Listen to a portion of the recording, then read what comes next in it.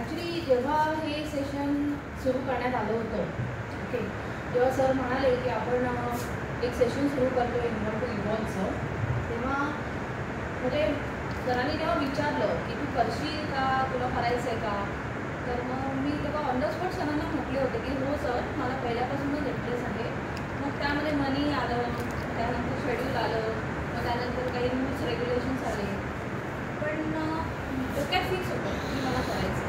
कारण जेव्हा आपली सिनियरची बॅच चालू होती क्रिस्कॉमची, तेव्हा त्यांच्या क्रिस्कॉमच्या बॅचमध्ये जे चेंजेस बघितले आणि त्यांच्या प्रोजेक्टच्या रिलेटेड जे काही होतं ॲक्टिव्हिटीज किंवा इम्प्रूव्हमेंट, तर ते सगळं जेव्हा सरांनी एक्सरसाइज दिला होता तेव्हा ते असं एकदम इंटरेस्टिंग वाटायचं की हे काय आहे, आपल्याला जर अशा प्रकारचे जर ट्रेनिंग मिळाले तर डेफिनेटली आपण त्याच्यात जाऊया. आणि मी हे रोहित सरांना बोलले पण होते की सर असं काही ट्रेनिंग आमच्यासाठी पण अरेंज होऊ शकतं का, तेव्हा 2 years बिफोर. मग त्या मोमेंट ही अपॉर्च्युनिटी आली, so me just jump in केलं की हो मला करायचं. म्हणजे पॉझिटिव्ह पॉईंट त्यापासूनच होता की मला ही जर्नी करायची, तो फिक्स होता. बऱ्याचशा म्हणजे परत शेड्यूल झालं की तुम्हाला म्हणजे पैशाचा मॅटर परत आला, मग त्याच्यानंतर शेड्यूलचे रिव्हिजन्स आले, पण ते फिक्स होतं की करायचं, वेदर ते किती असो पण करायचं.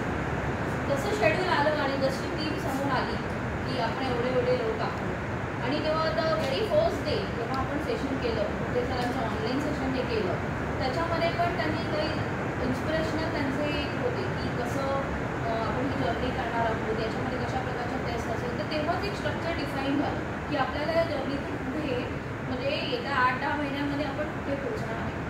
ते झाल्यानंतर the first day, very first day जेव्हा आपलं जेव्हा सेशन सुरू झालं, the first was goal setting and priority.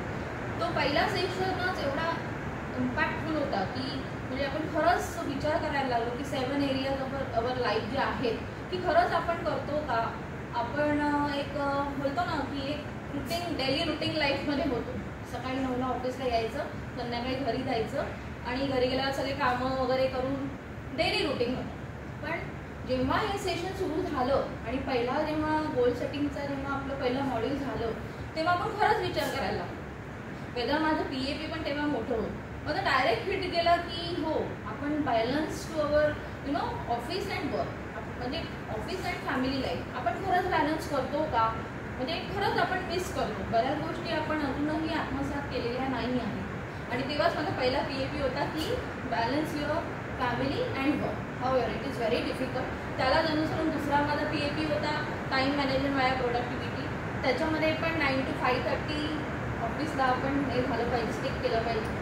So तो पण एक होता, ते थोडी डिफिकल्ट टास्क आहे. पण लुकिंग ॲट दॅट पर्स्पेक्टिव्ह आणि त्याच्यानंतर हळूहळू येता मग आपण आपल्या प्रोफेशनल लाईफचे सेशन केले, जसं mindset for success and then excellence. आणि हळूहळू पुढे जाता मग वर्क ऑल्सो तुम्ही त्या पर्स्पेक्टिव्हने विचार करायला लागले की हो, हे गोल्डन नगेट आपल्याला यूज करायचं आहे. हो सर याच विषयी बोलत होते, हे आपण अनकॉन्शियसली करत होतो, ते आता आपल्याला कॉन्शियसली करायचं. इवन आमच्या टीममध्ये पण म्हणजे स्वप्नील, सचिन, तर आता काल जेव्हा आमचं एक कस्टमरची ऑर्डर आली तेव्हा सचिन मला विचारतं की मी कुठलं सेशन यूज केलं. So I told him customer obsession and service. So आता आपण ते डिफाईन करू शकतो की आम्ही काय यूज करतो. किंवा आता फॉर एक्झाम्पल डिस्पॅचेसमध्ये गेले, तर डिस्पॅचेसमध्ये गेल्यावरती जेव्हा आपली टीम, आपली जी क्रॉस फंक्शनल टीम आहे, तर आमच्या सरांनी एवढा लोड दिला आहे, असं सिक्वेन्स लावायचा आहे.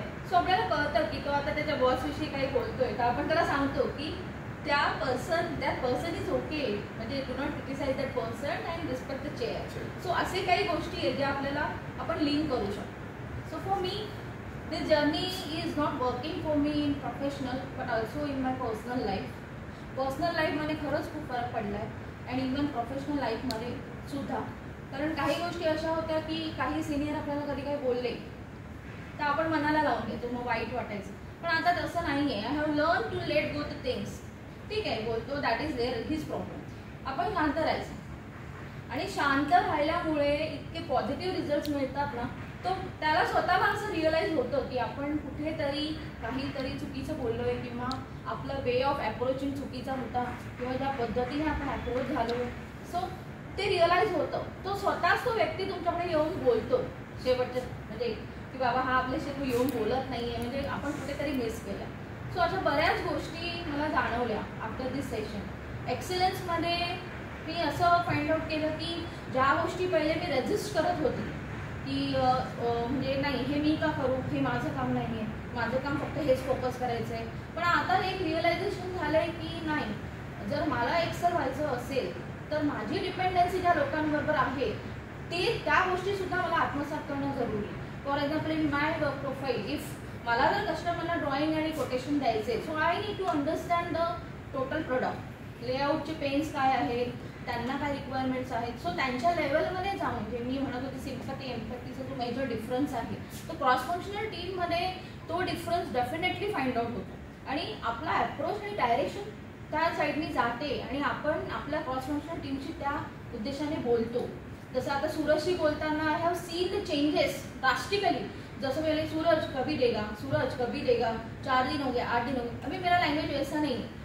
आता मी म्हणते सूरज ही एन्क्वायरी स्टडी केलेली आहे, हे असं असं आहे. सो मी त्याला ती व्यवस्थित एन्क्वायरी पूर्ण डिटेलिंग करून देते. त्याला सांगायचं तुला फक्त एवढंच करायचं, तुला अजून काय पाहिजे असेल तर मला सांग, मी आहे. तुला अजून काय लोड आहे, काही असेल तर लेट मी नो. सो आता त्याचा सूरजचा अप्रोच इज सो पॉझिटिव्ह की मला त्याच्याशी फॉलोअप करायची गरज पडत नाही. मला माझं लेआउट कोटेशन ऑन टाईम मिळतात. Okay, so we understand my pain area also. So means if we work in this fashion की you need to understand them also and our problem also. So ते आपल्याला कसे एकमेकांना को relate करायचे आहेत त्या गोष्टी शिकले. त्याच्यानंतर सगळ्यात मोठा सेशन होता हू मोटिवेट्स द मोटिवेटर.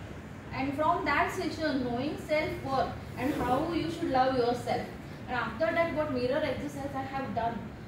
म्हणजे आपण कधीच विचार केला नाही की what is self worth, self love काय असतं, किंवा आपण ते का करायला पाहिजे, किंवा आपण सर बोलतात जे तुम्ही आहात समोर तुम्ही ते दाखवतात. सो या ज्या गोष्टी आहेत ना या खरंच मॅटर करतात की बाबा हा असा का. आता पहिले आपण हा असाच आहे, हा असंच वागतो, याचा असाच स्वभाव. पण आता आपण त्या फेजमध्ये गेलोय, म्हणजे मी स्पेशली, की हा असं का वागत असेल, याच्या मागे काय रिझन आहे, किंवा ह्याला काही लोड आहे का. म्हणजे आपण ते अंडरस्टँड करतो की बाबा की खरंच काही प्रॉब्लेम आहे का. आपण त्यांना ते विचारतो की बाबा तुला काही लोड आहे का, मी 5 मिनिटांनी येऊ का, मी 10 मिनिटांनी येऊ. So way of talking with each other, our cross functional team, that is also I think have improved a lot. So this is it sir. Okay, thank you.